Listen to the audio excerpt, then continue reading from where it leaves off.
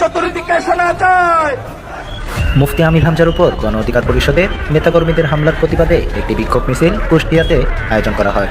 বিদ্যুৎ সমস্যার সমাধানে প্রধানমন্ত্রী তারেক রহমানের দেওয়া চ্যালেঞ্জ গ্রহণ করেছেন জাতীয় নাগরিক পার্টি এনসিপির দক্ষিণাঞ্চলের মুখ্য সমন্বয়ক হাসনাত আব্দুল্লাহ। একই সঙ্গে সমস্যার সমাধানে 4টি প্রস্তাব উত্থাপন করেছেন কুমিল্লা 4 আসনের এই সংসদ সদস্য। আপনাদের পরিকল্পনা যদি আগামী 3 মাসের মধ্যে সমস্যার সমাধান করে দিতে পারে, তাহলে আমি আপনাদের পরিকল্পনাই গ্রহণ করব। চ্যালেঞ্জ ছড়ে দিলাম, বাদ দেন 3 মাস, আরো 3 মাস আমি তাদেরকে দিলাম। যদি 6 মাসের মধ্যে তারা সমস্যার সমাধান করতে পারে, তাহলে তাদের প্রত্যেকটি পরিকল্পনা আমরা বাস্তবায়ন করব। এখন থেকে আর কোনোদিন কেউ যদি জামাত ইসলামের শিবিরের উপরে এরকম উল্টাপাল্টা ট্যাগ দেয়, আমি ঘোষণা দিলাম ওইগুলো ওইরকম বাবা মাহির সন্তান।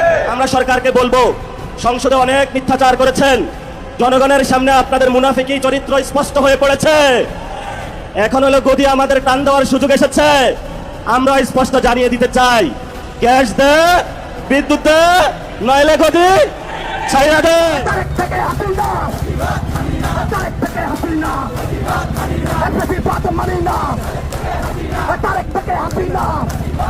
দেশের চাঁদাবাজি আগের তুলনায় আরো বেড়েছে।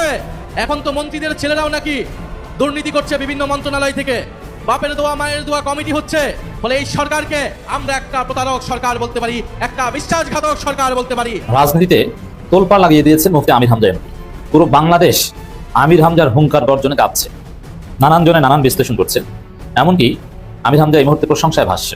বিশেষ করে অন্যায়ের বিরুদ্ধে, চাঁদাবাজির বিরুদ্ধে তার যে হুঙ্কার, তার যে গর্জন, তার যে রুখে দাঁড়ানো, সন্ত্রাসের বিরুদ্ধে মুফতি আমির হামজার যে বার্তা, এটা মানুষ ভালোভাবে দেখছে। সংকট হবে সব জায়গায়। যদি চুরের মেলা থাকে, তাইলে সংকট সমাধান হবে কিভাবে? কাটে কাটে, জুড়ায় জুড়ায়, কুনায় কুনায় চুরেরা বসে আছে। এই জন্য এই সংকটগুলো দিন দিন বৃদ্ধি পাচ্ছে। আসসালামু আলাইকুম বন্ধুরা, নতুন একটি ব্রেকিং নিউজে আপনাকে স্বাগতম। দেশ ও প্রবাস থেকে যে বা যারা আজকের এই তথ্যবহুল আলোচনা সমৃদ্ধ ভিডিওটিতে ক্লিক করেছেন, তাদেরকে আন্তরিক ধন্যবাদ।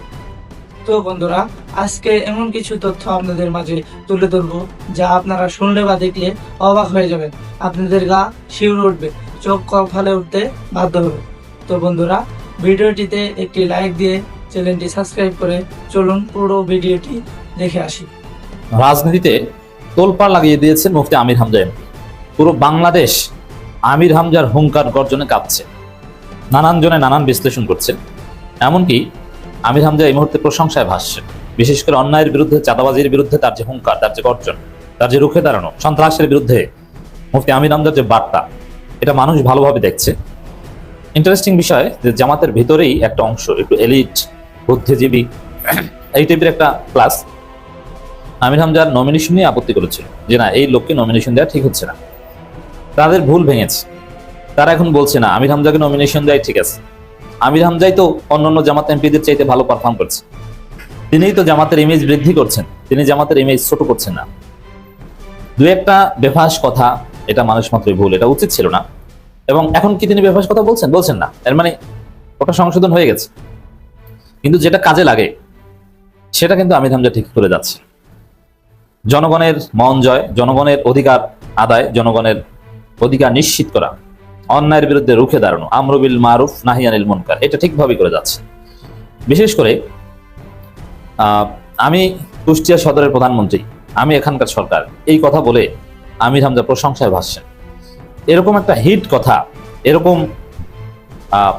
নিজের অথরিটি বাস্তবায়ন করামূলক একটা প্রতীকী কথা, আই রিপিট, এটা প্রতীকী কথা, এটা যে কেউ বুঝে। যারা এখানে এটা নিয়ে ট্রল করছে, তারা জেনে শুনে ট্রল করছে।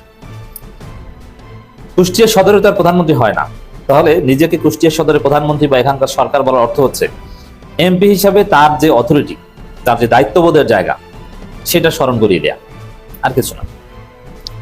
দর্শক, আমির হামজার উপর হামলা এবং সামগ্রিকভাবে বিষয়টা ডিল করা, যদি অনেকে বলছেন যে যখন তার বাসায় হামলা করতে এসেছে, যখন তার ঘরের দরজা জানালায় ভাঙচুর করেছে, তখন আমির হামজার উচিত ছিল বা এলাকাবাসীর উচিত ছিল যারা হামলা করতে এসেছে তারা একটাও যেন আস্থা ফিরে যেতে না পারে। কিন্তু না, এখানে ধৈর্য ধরেছে, যথেষ্ট সহনশীলতা দেখিয়েছেন আমির হামজা। ওভারঅল ইনস্ট্যান্ট ওদের হাত পা ঘুরে ঘুরা করে না দেওয়ার মধ্যেও হয়তো বা কল্যাণ ছিল, কারণ এতে আমির হামজার যে কর্তৃত্ব, এটা আরো জোরালোভাবে বাস্তবায়ন হবে। আমির হামজা আইনের শাসন নিশ্চিত করে তার সক্ষমতা দেখিয়ে দিচ্ছেন। আর মায়ের দিলে তো ওইখানে ঘটনা শেষ, তখন ওরা আরো সিম্পিতি পেত। এই জন্য ওদেরকে মাইন না দিয়ে ওদের বিরুদ্ধে বিক্ষোভ মিছিল, মামলা, গ্রেপ্তারের আলটিমেটাম সহ 2 থানার ওসিকে বদলি করানো, এই ঘটনাগুলোর মধ্য দিয়ে আমির হামজা দেশব্যাপী আরো বেশি গ্রহণযোগ্য হয়েছেন এবং অন্যান্য জামাত এমপিদের জন্য একটা এক্সাম্পল হয়ে উঠছেন, অনুসরণীয় হয়ে উঠছেন। It's very significant. দর্শক, নরম মানুষ, সুরওয়ালা মানুষ, একজন আলেম বক্তা মানে সুরওয়ালা মানুষ, কবি বক্তা, এরা কখনো কঠিন হৃদয়ের অধিকারী হতে পারে না। তাই এরা যদি কঠোর হয় তাহলে এরা দাওয়াতি কাজ করতে পারে না, এরা কবিতা লিখতে পারে না। আমির হামজা যে কঠোর হতে পারেন প্রয়োজনে, যখন যেটা লাগে সেটা আমরা দেখছি। তার মেজাজের মধ্যে একটা ভারসাম্যহীনতা, মানে ভারসাম্য আছে। যখন ঠান্ডা কথা বলা দরকার ঠান্ডা কথা, যখন মেজাজ গরম করার কথা গরম, যখন হুমকি দেওয়া দরকার হুমকি, যখন বোঝানো দরকার বুঝিয়েছে। তো দর্শক, বাংলাদেশে এক এক সময় এক একটা ইস্যু রাজনীতিতে থাকে।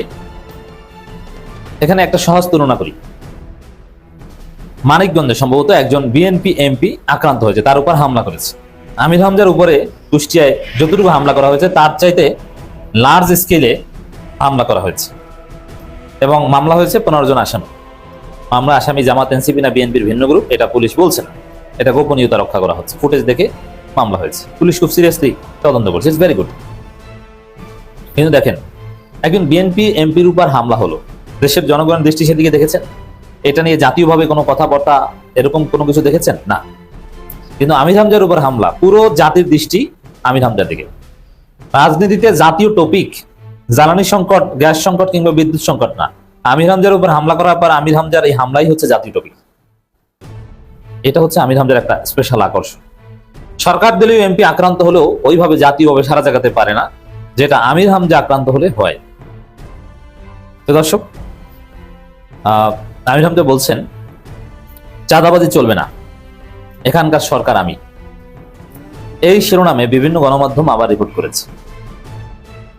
এই যে গাটস, একদিন প্রধানমন্ত্রী হিসেবে নিজেকে দাবি করেছেন যে আমি কুষ্টিয়া সদরের প্রধানমন্ত্রী, প্রতীকী অর্থে ওটা সমালোচনা করেছেন, কিন্তু আমির হামজা এসব ফালতু সমালোচনা গ্রহণ করেন না। তিনি তাকে এখানে সমালোচনা করে একটা গোষ্ঠী চায় আমির হামজাকে এইভাবে উপস্থাপন করতে, আমির হামজার নিজের মনের মধ্যে যেন এরকম একটা দৃষ্টিভঙ্গি ঢুকে যায়, না না না না, আমি আসলে কিছুই না, আমি আপনাদের খাদেম। এখানে মাননীয় প্রধানমন্ত্রী আছেন, বাংলাদেশের প্রধানমন্ত্রী, আশা করি তিনি উন্নয়নে বরাদ্দ রাখবেন, আমি আপনার খেদমত করব। না, এইসব লুতুপুতু খেলা আমির হামজা খেলেন না। ক্লিয়ার কথা, চাঁদাবাজি চলবে না, আমি এখানকার সরকার। এখন আমি এখানকার সরকার এই কথা বলতে যাদের গায়ে লাগে, তারা কি চাঁদাবাজির পক্ষের লোক, বা তারাই চাঁদাবাজ? নইলে তাদের গায়ে লাগে কেন?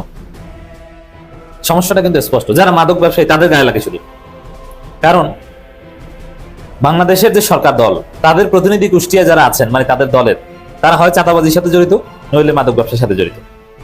এই কারণে আমির হামজা সরকার হলে তাদের গায়ে লাগে। আমির হামজা সরকার না, এখানে বুঝতে হবে যে সংসদ সদস্য, এখানে 300 আসন, আমির হামজার আসনে আলাদা কোনো বিএনপির এমপি নাই, এমপি একজনেই, মুফতি আমির হামজা। অতএব একজন এমপির যে জুরিসডিকশন পুরোটাই তার, এইটা তিনি বলেছেন। এবং প্রধানমন্ত্রীর সাথে ডিলিংস এর দায়িত্ব আমির হামজার। কুষ্টিয়া সংসদে প্রধানমন্ত্রীর কাছে, মন্ত্রীদের কাছে স্পিকারের মাধ্যমে এই কুষ্টিয়া সদর 3 আসন নিয়ে যদি কিছু বলতে হয়, এটা তো অন্য কেউ এসে বলে না, যা বলার আমির হামজাকেই বলতে হয়। এটি তো সিস্টেম। অতএব আমরা 1000 বার বলবো, কুষ্টিয়া সদরের প্রধানমন্ত্রী প্রতীকী অর্থে আমির হামজা, ওখানকার সরকার মুফতি আমির হামজা। আমির হামজার কমান্ডের বাইরে কিছু চলতে পারবে না। অন্য 10 জন বিএনপির এমপির যে অথরিটি তার নিজ নির্বাচন এলাকায়, আমির হামজার শতভাগ সেম অথরিটি, 1 বিন্দু পরিমাণও কম না। কথা ক্লিয়ার? তো প্রিয় দর্শক, আজ এই পর্যন্তই ছিল আমাদের বিস্তারিত সংবাদ। যদি আপনাদের কাছে এই তথ্যগুলো ভালো লেগে থাকে তাহলে আমাদের চ্যানেলটি সাবস্ক্রাইব করে ভিডিওটি একটু শেয়ার করে আমাদের পাশেই থাকবেন। তো বন্ধুরা, আপনারা ভালো থাকবেন, সুস্থ থাকবেন। আজকে এই পর্যন্তই বিদায় নিচ্ছি। আল্লাহ হাফেজ।